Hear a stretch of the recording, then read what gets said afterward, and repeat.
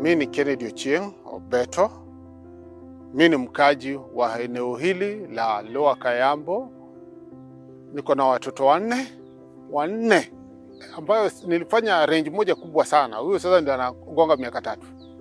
Unajua eneo letu hili ni eneo la malaria haswa.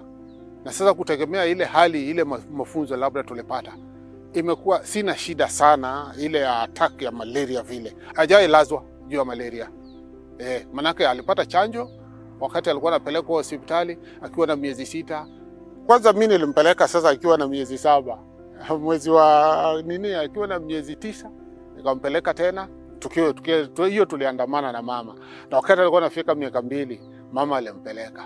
Sasa alipata hizo chanjo zote. Hiyo chanjo inasaidia sana.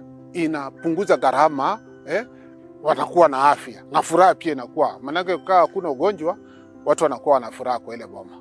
Kwa hivyo hizi chanjo ni za bure na ni za muhimu.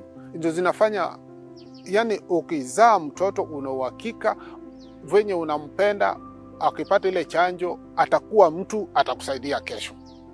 Kwa hivyo ni kufuata tu ile taratibu ya chanjo vile ilivyo.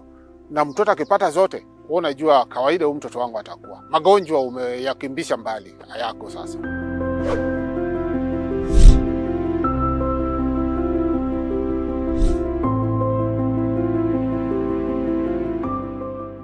Chanjo huokoa maisha.